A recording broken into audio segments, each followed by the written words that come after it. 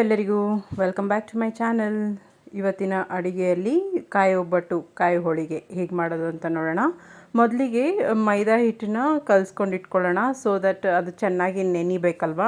2 to 3 hours ಆದರೂ ನೆನಿಬೇಕು. So that ಸಾಫ್ಟಾಗಿ ಇದ್ದಾಗ ಚೆನ್ನಾಗಿ ಸ್ಪ್ರೆಡ್ ಆಗುತ್ತೆ. ನಾವು ತಟ್ಟುವಾಗ, ಒಬ್ಬಟ್ಟು ತಟ್ಟುವಾಗ ಚೆನ್ನಾಗಿ ಸ್ಪ್ರೆಡ್ ಆಗುತ್ತೆ. ಸೊ ಈಗ ನಾನು ತಗೊಂಡಿರೋ ಮೈದಾ ಹಿಟ್ಟಿಗೆ ಒಂದೇ ಒಂದು ಚಿಟಿಕೆಯಷ್ಟು ಉಪ್ಪು ಮತ್ತು ಒಂದು ಚಿಟಿಕೆಯಷ್ಟು ಅರಿಶಿನ ಪುಡಿ ಹಾಕ್ಕೊಂಡು ಚೆನ್ನಾಗಿ ಕಲಿಸ್ಕೊಂಡಿದ್ದೀನಿ. ನೀರು ಹಾಕಿ ಕಲಿಸ್ಕೊಂಡಿದ್ದೀನಿ. ಅರಿಶಿನ ಪುಡಿ ಅನ್ನೋದು ಆಪ್ಷನಲ್, ನಿಮಗೆ ಬೇಕಾದರೆ ಹಾಕ್ಕೊಳ್ಳಿ, ಇಲ್ಲ ಅಂತಂದರೆ ಬೇಡ. ಅದು ಹಾಕಿದ್ರೆ ಸ್ವಲ್ಪ ಕಲರ್ಫುಲ್ಲಾಗಿ ಚೆನ್ನಾಗಿ ಕಾಣುತ್ತೆ ಅಷ್ಟೇ. ಸೊ ನೀರಿನಲ್ಲಿ ಇವಾಗ ಚೆನ್ನಾಗಿ ನಾದ್ಕೊಂಡು ಆದ ನಂತರ ಒಂದು 2 to 3 ಟೇಬಲ್ ಸ್ಪೂನಷ್ಟು ಆಯಿಲ್ ಹಾಕ್ಕೊಂಡು ಮತ್ತೆ ಚೆನ್ನಾಗಿ ನಾದ್ಕೊಳ್ತಾ ಇದ್ದೀನಿ. ಆಯಿಲ್ ಹಾಕಿ ನಾದ್ಕೊಂಡಾಗ ಇನ್ನೂ ಸ್ವಲ್ಪ ಸಾಫ್ಟ್ ಆಗುತ್ತೆ. ಸೊ ನಾದ್ಕೊಂಡು ಆದ ನಂತರ ಒಂದು 2 to 3 hours ಆದರೂ ಕಂಪಲ್ಸರಿ ಇದನ್ನ ಸೈಡ್ಗೆ ಇಡಬೇಕಾಗುತ್ತೆ, ನೆನಿಬೇಕು ಅದು. ಸೊ ನಾನು ಹೇಳಿದ್ನಲ್ಲ, ಅದ್ರ ಮೇಲೆ ಕೂಡ ಸ್ವಲ್ಪ ಆಯಿಲ್ ಹಾಕ್ಕೊಂಡು ಗ್ರೀಸ್ ಮಾಡಿಕೊಳ್ಬೇಕು ಅಷ್ಟೇ.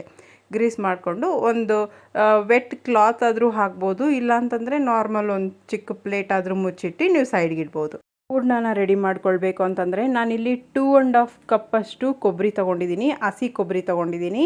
ಸೊ ಅದನ್ನು ಚೆನ್ನಾಗಿ ತುರಿದಿಟ್ಕೊಂಡಿದ್ದೀನಿ. ಆಗ ನಾವು ಗ್ರೈಂಡ್ ಮಾಡಿಕೊಂಡಾಗ ತುಂಬ ಚೆನ್ನಾಗಿ ಗ್ರೈಂಡ್ ಆಗುತ್ತೆ. ನಾನು ಎಲ್ಲನೂ ಇದೇ ಸೇಮ್ ಕಪ್ಪಲ್ಲೇ ಮೆಷರ್ಮೆಂಟ್ ತೊಗೊಳ್ತಾ ಇದ್ದೀನಿ.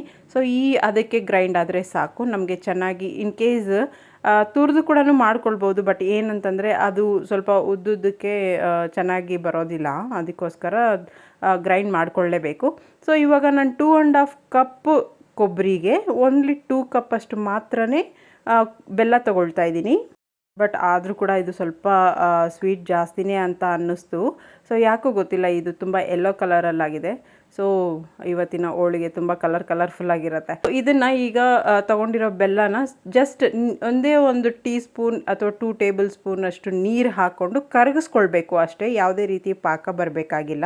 ಸೊ ಫಸ್ಟಿಗೆ ಕರಗಿಸ್ಕೊಂಡು ಆದಮೇಲೆ ಮತ್ತೆ ಫಿಲ್ಟರ್ ಮಾಡ್ಕೊಳ್ಳೋಣ. ಏನಾದರೂ ಆ ಥರ ಕಸ ಕಡ್ಡಿ ಏನಾದರೂ ಇದ್ದೇ ಇರುತ್ತೆ ಅಲ್ವಾ ಬೆಲ್ಲದಲ್ಲಿ. ಸೊ ದಟ್ ನಾನು ಕರಗಿಸ್ಕೊಂಡಿದ್ದೀನಿ.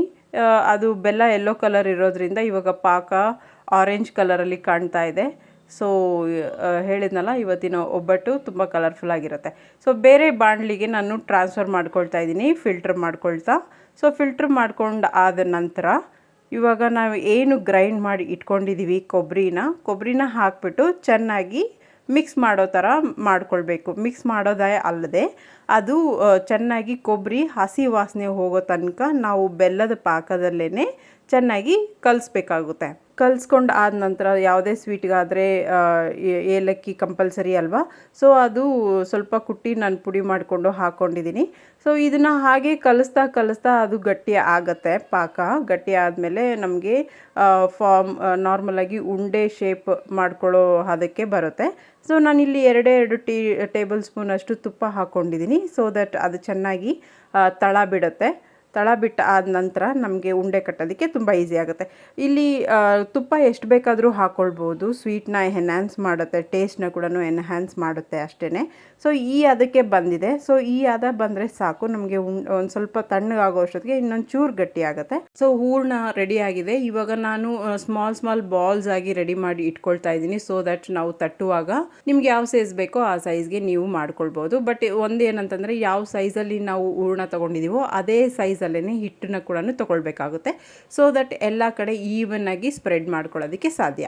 ಸೊ ಈಗ ನೋಡಿ, ನಾನು ಸೇಮ್ ಈಕ್ವಲ್ ಪ್ರಪೋರ್ಷನಲ್ಲಿ ಹಿಟ್ಟು ಮತ್ತು ಹೂರ್ಣನ ಎರಡನ್ನೂ ತಗೊಂಡು ಚೆನ್ನಾಗಿ ಕವರ್ ಮಾಡ್ಕೊಳ್ತಾ ಇದ್ದೀನಿ. ಸೊ ದಟ್ ಎಲ್ಲೂ ನಮಗೆ ಹೊರಗಡೆ ಬರ್ದಂಗೆ ನೋಡ್ಕೊಳ್ಬೇಕು. ಸೊ ಇನ್ ಕೇಸ್ ನಿಮ್ಗೆ ಏನಾದರೂ ಎಕ್ಸ್ಟ್ರಾ ಅಂತ ಅನಿಸಿದರೆ ಅದನ್ನ ತೆಗೆದುಬಿಡಿ. ಆಮೇಲೆ ನಾವು ಈಸಿಯಾಗಿ ತಟ್ಕೊಳ್ಬೇಕು ಅಂತಂದರೆ ಈ ಥರ ಒಂದು ಸರಿ ರೌಂಡ್ ಮಾಡಿಕೊಂಡಾಗ ನಿಮಗೆ ಹಿಟ್ಟು ಒಂದು ಕಡೆ ಉಳ್ಕೊಳ್ಳೋದಿಲ್ಲ, ಎಲ್ಲ ಈವನ್ ಆಗಿ ರೌಂಡಾಗಿ ಚೆನ್ನಾಗಿ ಬರುತ್ತೆ. ಸೊ ಮೈದಾ ಹಿಟ್ಟು ಚೆನ್ನಾಗಿ ಸಾಫ್ಟಾಗಿ ನೆಂದಿರೋದ್ರಿಂದ ನನಗೆ ಚೆನ್ನಾಗೇ ಸ್ಪ್ರೆಡ್ ಆಗ್ತಾ ಇದೆ. ಇನ್ ಕೇಸ್ ನಿಮ್ಗೇನಾದರೂ ಕಷ್ಟ ಅಥವಾ ಡಿಫಿಕಲ್ಟಿ ಅನಿಸಿದರೆ ಸ್ವಲ್ಪ ಆಯಿಲ್ನ ಗ್ರೀಸ್ ಮಾಡ್ಕೊಳ್ಳಿ ಕೈಗೆ. ಸೊ ದಟ್ ನಿಮಗೆ ತಟ್ಟೋದಕ್ಕೆ ಈಸಿ ಆಗುತ್ತೆ. ಸೊ ಈ ಥರ ಎಲ್ಲ ಅದನ್ನು ತಟ್ಕೊಂಡು ನಾವು ಹೆಂಚಿನ ಮೇಲೆ ಹಾಕಿಬಿಟ್ಟು ಸುಟ್ಕೊಳ್ಬೇಕು. 2 ಕಡೆನ ಸುಟ್ಕೊಳ್ಬೇಕಾಗುತ್ತೆ. 2 ಕಡೆ ಸುಟ್ಕೊಂಡಾದ ನಂತರ ಕಾಯಿ ಹೋಳಿಗೆ ಸವಿಯಲು ಸಿದ್ಧ. ಸೊ ನೋಡಿದ್ರಲ್ಲ ಎಷ್ಟು ಈಸಿ ಮಾಡ್ಕೊಳ್ಳೋದು ಅಂತ. ನೀವು ಒಂದ್ಸರಿ ಟ್ರೈ ಮಾಡಿ. ಮತ್ತು ಇದೇ ಥರ ರೆಸಿಪೀಸ್ಗೋಸ್ಕರ ನನ್ನ ಚಾನಲ್ನ ಸಬ್ಸ್ಕ್ರೈಬ್ ಮಾಡೋದು ಮರಿಬೇಡಿ. ಇನ್ನು ಯಾರೆಲ್ಲ ನನ್ನ ಚಾನಲ್ನ ಸಬ್ಸ್ಕ್ರೈಬ್ ಮಾಡ್ದಿರಾ ನೋಡ್ತಿದ್ದೀರೋ, please subscribe to my channel, support me. Thanks for watching. Bye bye.